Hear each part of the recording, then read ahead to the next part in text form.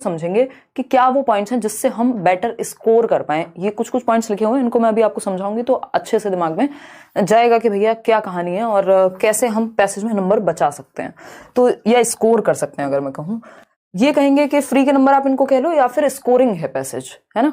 Passage क्या है, scoring होता है। और क्योंकि कोई भी पहले से पढ़ के तो नहीं जा सकता पैसेज, किसी को पता तो होता नहीं है कि यही वाला पैसेज आएगा या कोई और पैसेज आएगा, है ना। तो कुछ कुछ पॉइंट्स हैं जो सभी पैसेज पे लागू होते हैं। अगर आपने प्रीवियस ईयर के कुछ पैसेज भी लगा करके देखे होंगे तो आपको आइडिया लगा होगा। देखते हैं स्कोरिंग की अगर हम बात करें तो ये पैसेज स्कोरिंग है अपने आप में, क्योंकि हमें पता है लैंग्वेज 1 और लैंग्वेज 2 दोनों में 15-15 नंबर के पैसेज आएंगे, यानी 30 मार्क्स ऐसे मार्क्स हैं। क्योंकि नेगेटिव मार्किंग नहीं है तो डर तो सकते नहीं है हम पेपर को अटेम्प्ट करने से, तो सारे क्वेश्चन से अटेम्प्ट करने हैं।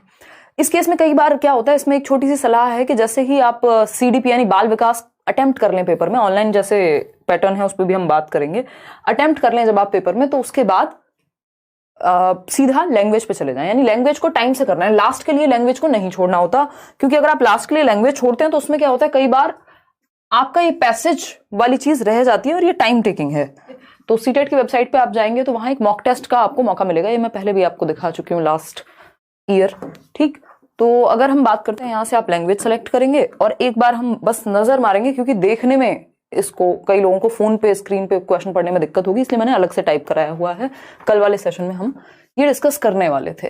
मान लेते हैं आप गए लैंग्वेज 1 पर और लैंग्वेज 1 आपने हिंदी ली हुई है ना, क्योंकि एक कविता आपको जरूर मिलेगी जो भी आपकी लैंग्वेज 1 होगी उसमें, ठीक। तो ये देशवासियों सुनो कुछ तो पूरी एक कहानी है, मतलब कहानी नहीं है, कविता है, और उससे रिलेटेड कुछ क्वेश्चंस आपके सामने हैं।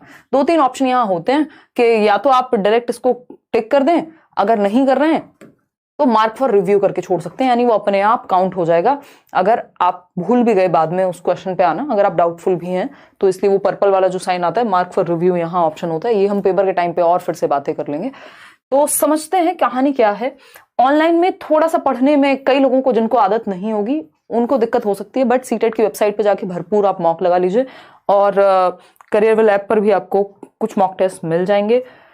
समझते हैं क्या कहानी है, फिर एक पैसेज भी हम सॉल्व करके देखेंगे। हिंदी, इंग्लिश या कोई भी लैंग्वेज हो, तरीका सेम रहने वाला है। तो स्कोरिंग है लैंग्वेज, जिसमें से 15 नंबर की पेडागोजी और 15 नंबर की का आपका पैसेज, जिसमें 2 पैसेज आते हैं 8 और 7 नंबर के। ये बात हम कर चुके हैं, ठीक। जिसमें से अगर हम बात करें, व्याकरण पढ़ने का समय तो अभी रह नहीं गया, है ना। वैसे भी व्याकरण पढ़नी नहीं होती, बहुत ही बेसिक लेवल पे, या कुछ चीजें आपको रिवाइज करनी हो, संज्ञा, सर्वनाम, संधि, अलंकार, ये भी ऐसा नहीं है कि आप अलग से पढ़ें। मेरे अगर मैं बात करूं तो मेरी जो रिकमेंडेशन रहती है वो ये रहती है कि आप प्रीवियस ईयर पैसेज सॉल्व कर लीजिए। कोई भी पैसेज ऐसा मत करिए कोई भी टेढ़ी मेढ़ी वेबसाइट पे जाके या कोई भी किताब उठा के, सिर्फ प्रीवियस ईयर क्वेश्चंस में जो पैसेजेस आए हुए हैं उनको पैसेज कर लीजिए, मतलब उनको प्रैक्टिस कर लीजिए। 10-12 पैसेज अगर आपने किए तो आपको आइडिया लग जाएगा कि वो किस सेंस में बात हो रही है, और वो उस तरह के पैसेज हैं जो एक स्टैंडर्डाइज्ड पैसेज हैं, जो कोई व्यक्ति अपनी मन से किसी भी किताब से उठा के देगा तो आपको लेवल समझ में आ जाएगा कि सीटेट में किस नेचर के जो पैराग्राफ्स हैं, पैसेजेस हैं, गद्यांश पद्यांश हैं, वो देते हैं। क्योंकि वो प्रीवियस ईयर से ही आपको समझ में आ सकता है। अलग अलग एग्जाम में अलग अलग थोड़ा सा पैटर्न रहता है। इजी पैसेज होते हैं, ऐसा नहीं होता कि कोई बहुत भारी है। और कई बार जो पैसेज लेंदी है उसको टैकल करने का भी तरीका हम डिस्कस करेंगे। सबसे पहले कुछ कुछ पॉइंट्स जो हमें पैसेज के नाम पे याद रखने हैं। एक तो टाइम टेकिंग होता है थोड़ा सा, लेकिन इसका मतलब ये नहीं है कि हम इसको छोड़ देंगे। टाइम टेकिंग है बट स्कोरिंग है। तो उस केस में हम क्या कर सकते हैं, अगर मान लीजिए बहुत ही जल्दी में है आप, तो डायरेक्ट क्वेश्चन पढ़ के भी आप सॉल्व कर सकते हैं, और पैसेज का एक भी क्वेश्चन छोड़ के नहीं आना, लैंग्वेज का एक भी क्वेश्चन छोड़ के नहीं आना। फिर आता है सेकंड पॉइंट, ऑनलाइन रीडिंग। कई लोगों को ऑनलाइन रीडिंग की आदत नहीं होगी, बट आप ये कह सकते हो कि ऑनलाइन से थोड़ा सा इजी ही हुआ है पैसेज। अगर आप एक पॉइंट ऑफ व्यू से देखोगे, एक पर्सपेक्टिव से देखोगे, जैसा कि मैंने आपको अभी दिखाया था जो सीटेट की वेबसाइट है मान लीजिए यहां पर, तो अब आपको पता है कि साथ में ही पूरा पैसेज आप ऐसे स्क्रॉल करके माउस के थ्रू देख पाएंगे। पहले ये नहीं होता था, पहले आपको पूरा पेज पलट के अगर अगले पेज पे क्वेश्चन है तो दिक्कत होती थी। तो ऑनलाइन को लेकर के इसको अच्छा ही मानना है कि हमें हेल्प ही करेगा। आपके सामने वहां क्वेश्चन है, वो क्वेश्चन पढ़ा और सीधा इस लाइन से जो भी क्वेश्चन में पूछा हुआ है, नीति धर्म की बात की है तो हम यहां से जाएंगे डायरेक्ट। पैसेज के रट्टे नहीं लगाने कि पहले हम पैसेज रट लेते हैं और बाद में क्वेश्चन सॉल्व करेंगे, इतना समय नहीं है हमारे पास। तो ऑनलाइन रीडिंग एक तरह से कह सकते हैं कि इजी बनाया है इसने, क्योंकि क्वेश्चन साथ में होता है। पहले क्या होता था, पैसेज एक पेज पे है और उसके क्वेश्चन अगले 2 पेजेस तक हैं, तो उस केस में आपको अगर आप नेक्स्ट पेज पे क्वेश्चन सॉल्व करने जा रहे हैं तो फिर से पैसेज पलट पलट के देखते थे, यहाँ पैसेज आपके सामने होता है तो कुछ हद तक हेल्पफुल हो जाएगा। तो बस इसकी आदत डाल लेनी है कि कुछ पैसेज आप सीटेट की वेबसाइट या फिर प्रीवियस ईयर जो भी सीटेट के पढ़े हुए हैं वेबसाइट पर ही वहां से डायरेक्ट आप सॉल्व कर लें। तीसरी बात, रट्टे नहीं लगाने किसके, पैसेज के। यानी वैसे सबकी अपनी अप्रोच होती है, कई लोग पहले क्वेश्चंस पढ़ते हैं, कई लोग पहले पैसेज पढ़ते हैं, बट जो रिकमेंडेशन रहती है वो यही रहती है कि आप पहले क्वेश्चंस पढ़ें और क्वेश्चन में भी कीवर्ड्स कि काम की बात क्या है और उस कीवर्ड से डायरेक्ट आप पैसेज पे जाएं। अभी हम आएंगे पैसेज पे, तो रट्टे नहीं लगाने पैसेज के, क्वेश्चन पढ़ के कॉन्टेक्स्ट में समझना है, संदर्भ में समझना है कि बात कहीं क्या गई है, लिटरली नहीं समझना कि पूछ लिया है कुछ भी डायरेक्टली तो आप अपनी मर्जी से कुछ भी आंसर कर देंगे। ये देखना है पैसेज में, पैसेज के संदर्भ में क्या बात कही गई है। यानी पैसेज में अगर दिन को रात कहा है तो हम रात के अकॉर्डिंग चलते हैं, तो पैसेज हमारे पास एक रेफरेंस पॉइंट है पैसेज, कि हम उस पद्यांश के माध्यम से, गद्यांश के माध्यम से, उस पोएम प्रोज जो भी हमारे सामने है उसके अकॉर्डिंग आंसर मार्क करते हैं, ना कि ऐसे के अपनी मर्जी से। तो पैसेज के कॉन्टेक्स्ट को समझना है, ठीक है ना। क्वेश्चंस विदाउट पैसेज, यानी कुछ क्वेश्चंस, मान लीजिए जो बड़ा पैसेज होगा, हमेशा याद रखिएगा अगर कोई पैसेज 9 नंबर का है या 8 नंबर का है तो उसमें से कई क्वेश्चंस ऐसे होंगे जो डायरेक्ट सॉल्व हो जाएंगे। यानी या तो वो थोड़े बहुत व्याकरण या ग्रामेटिकल बेसिस पे होंगे या थोड़ी सी अंडरस्टैंडिंग बेस पे होंगे। मान लीजिए किसी ने आपसे तत्सम शब्द पूछ लिया या किसी में विलोम शब्द पूछ लिया, अब इसके लिए तो खैर आप क्या व्याकरण पढ़ेंगे, है ना, तो उसमें या संज्ञा सर्वनाम कुछ ऐसा पूछ लिया तो वो आप डायरेक्ट क्वेश्चंस के थ्रू भी सॉल्व कर सकते हैं।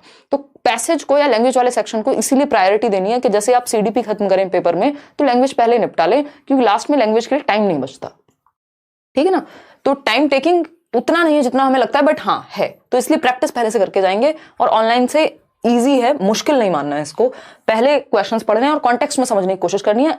कीवर्ड्स, जो कीवर्ड्स हैं उन पे हम अगर थोड़ा सा फोकस कर पाए, कीवर्ड्स कुछ ना कुछ पैसेज में होते हैं और एक स्टोरी घूम रही होती है, तो वो कीवर्ड्स को अगर हम ध्यान में रखें, मान लीजिए कोई ईयर दिया हुआ है, 1956 की बात हो रही है, या कोई एक पर्टिकुलर वर्ड है, तो वो हमें स्कैन करते हुए, जो हम स्कैनिंग पढ़ते हैं ना, स्कैनिंग और स्किमिंग राइटिंग में, स्कैन करते हुए वहां पहुंचना है उस वर्ड को, कीवर्ड को उठा करके पैसेज के अंदर, ठीक। दूसरी एक बात यहाँ पे, एक तो ये कीवर्ड की बात हो गई, कॉन्टेक्स्ट हम समझ ही लेंगे, यही बेसिक बातें हैं। अब एक पैसेज पे आते हैं और देखते हैं कि ये चीज काम कैसे करती है। अब इसको हिंदी, इंग्लिश, मराठी, उर्दू, जो भी आपकी लैंग्वेज है, ये फंडे सब जगह काम करते हैं पैसेज के लिए। तो देखते हैं कि क्या पूछा है। दिए गए निर्देश पद्यांश को, ये जो पद्यांश है ध्यानपूर्वक पढ़ना है और प्रश्नों के उत्तर देने हैं, सही बात है। अब इसको पढ़ने तो हम नहीं बैठेंगे, अगेन रट्टे नहीं लगाएंगे, बस हमने देख लिया धरती है किसान की, कुछ तो बात हो रही है, पहले क्वेश्चन देख लेते हैं। ज्यादा बड़ी कविता नहीं है, अगर हम डायरेक्ट भी स्कैन करने पे आएंगे वर्ड्स को तो भी पकड़ लेंगे। कवि ने धरती को, अब ये इसमें ऐसे टाइप है, लेकिन आपने देखा होगा वो सीटेट की वेबसाइट पे जब मैंने आपको दिखाया, ये क्वेश्चन आपको पैसेज के बराबर में ही मिलेगा, उससे आसानी हो जाती है कि आप डायरेक्ट कीवर्ड बराबर में झांक करके देख सकते हैं, अदरवाइज आपको ऐसे पेज पलट के जाना पड़ता था ऑफलाइन एग्जाम में, ठीक है। कवि ने धरती को किसान की धरती क्यों कहा है, धरती को किसान की धरती क्यों कहा है। वैसे तो हम इसमें अपनी मर्जी से अगर हम देखेंगे तो कंफ्यूजन क्रिएट हो सकती है, एक बार पैसेज पे झांक के देख लेते हैं, देखते हैं। किसी का मन करे तो वो 2-3 क्वेश्चन भी पढ़ सकता है ताकि पूरा आइडिया लग जाए कि पैसेज में बात क्या हो रही है आखिर, ठीक है। तो कवि ने धरती को किसान की धरती क्यों कहा है, समझेंगे। ये सेकंड लाइन में ही, फर्स्ट लाइन में मिल गया हमें, यह धरती है उस किसान की, ठीक है। तो किसान की धरती क्यों कहा है, ये पहली मतलब शुरुआत से ही मिल जाएगा हमें कहीं। उस किसान की जो मिट्टी का पूर्ण पारखी, जो मिट्टी के संग साथी, तप कर गल कर मर कर, मतलब मेहनत कर रहा है, अथक परिश्रम की बात हो रही है, खपा रहा है जीवन अपना, देख रहा है मिट्टी में सोने का सपना, ठीक है। यही समझ आ गया हमें, ये तो अपने आप में इतना छोटा पैसेज है, लेकिन पहली ही लाइन में मिल गया जो जवाब हम ढूंढने आए थे कि धरती किसान की क्यों है, तो यही मिल गया कि पूर्ण पारखी है, संग साथ है, तप कर गल कर मर कर काम कर रहा है उसमें, तो इसलिए धरती को किसान की कहा गया है। सिंपल बात हो गई। अब 4 ऑप्शंस देख लेते हैं, आप जवाब दीजिए एक बार। 71% लोग बी ऑप्शन कह रहे हैं, चलिए समझते हैं। तो धरती को किसान की धरती क्यों कहा है, किसान धरती के लिए लड़ता है, किसान धरती पर अथक परिश्रम करता है, जो कि ज्यादातर लोग सही दे रहे हैं। तो ये तो बेसिक हमारी अंडरस्टैंडिंग है कि हम पहचान जाएंगे। किसान को मिट्टी की परख होती है, किसान धरती पर हल चलाता है। देखो परख, हल चलाता है, ये अगेन परिश्रम की बात हो रही है ना। जो कॉन्टेक्स्ट है, जो संदर्भ है, जो सेंस निकल के आ रहा है, क्योंकि हम सेंस पे जाते हैं लैंग्वेज में, तो सेंस क्या निकल के आ रहा है कि बच्चा, जो किसान है वो अथक परिश्रम करता है, इसलिए उसकी धरती कहा जा रहा है उसको। हमने लिखा हुआ था ना अभी जब हम सेकंड थर्ड लाइन में पढ़ रहे थे कि वो तप कर जलकर गलकर, कुछ तो इस तरह का था, तप कर गलकर मरकर, मिट्टी के साथ ही वो लगा हुआ रहता है पूरे टाइम, इसलिए वो पूर्ण पारखी है क्योंकि वो मेहनत करता है। तो परिश्रम की बात हो गई, ठीक। आगे बढ़ेंगे नेक्स्ट क्वेश्चन पे। अपने तन की खाद मिलाकर मिट्टी को जीवित रखता है, इस पंक्ति में रेखांकित अंश से क्या आशय है। तो अपने तन की खाद मिलाकर मिट्टी को जीवित रखता है, ये कीवर्ड है हमारे लिए। हम तन की खाद ढूंढेंगे उस पैसेज में, ठीक है ना। अगर किसी कॉन्टेक्स्ट से ऐसे समझ में आ रहा हो तो भाई वो ऐसे ही लगा ले, लेकिन हम क्या करेंगे, तन की खाद ढूंढेंगे कहां, पैसेज में। कीवर्ड है हमारे सामने तन की खाद, देखो कहीं तो दिख रहा होगा, खपा रहा है जीवन अपना ड महिमा गाता है, ठीक है ठीक है ठीक है, खाद मिलाकर, ये रहा, अपने तन की खाद मिलाकर मिट्टी को जीवित रखता है, खुद जीता है, यह धरती है उस किसान की, है ना। खपा रहा है जीवन अपना, देख रहा है मिट्टी में सोने का सपना, बेसिकली कुल मिला के वो मेहनत कर रहा है और तन की खाद मिला रहा है भी, ठीक है, समझते हैं। अब आप आंसर दीजिएगा, ये हम बेवजह ही गए हैं पैसेज पे, डायरेक्ट भी ये क्वेश्चन सॉल्व हो सकता था, ठीक है ना, क्योंकि इसमें ज्यादा लाइंस हैं ही नहीं, ठीक। एक बार देखिएगा और लाइक शेयर आप खुशी खुशी कीजिएगा अगर आपको सेशन पसंद आ रहा हो। थोड़ा सा प्रैक्टिस लगेगी पैसेज में, बाकी कुछ नहीं लगेगा, है ना। और अगर प्रैक्टिस ना भी करके गए हो तब भी पैसेज मत छोड़ना, क्वेश्चन तो कोई भी नहीं छोड़ना जब नेगेटिव मार्किंग है ही नहीं, थोड़ा कॉमन सेंस भी हम लगाएंगे अगर। और ये स्कोरिंग चीज है, अपने तन की खाद मिलाकर सबके फुल मार्क्स तो नहीं आते पैसेज में, ये कहना तो गलत होगा क्योंकि एक आध दो गलतियां हो जाती हैं, बट ऐसी गलती नहीं होनी चाहिए जो एक तो हमारा टाइम ज्यादा ले जाए और दूसरा होनी ही नहीं चाहिए थी, मतलब वो सेंसलेस एकदम सिली मिस्टेक कहेंगे। सी ऑप्शन कह रहा है 86% लोग। चलिए समझते हैं। तो अपने हाथों से सिंचाई करना, रासायनिक खाद का प्रयोग करना, अत्यधिक परिश्रम करना या रासायनिक बीज बोना, अगेन बात कहां से निकल करके आती है बताओ। अपने तन की खाद मिलाकर मिट्टी को जीवित रखता है, इसका सिंपल मतलब अगेन वही आ गया कि परिश्रम करता है, घुमा फिरा करके बात वही आ गई, ठीक है ना। अपने हाथों से सिंचाई करता है, ऐसा वहां कोई सेंस भी नहीं निकल के आ रहा। तो अगेन हाँ, सी ऑप्शन ही सब लोग कह भी रहे हैं, कोई दिक्कत नहीं है इसमें।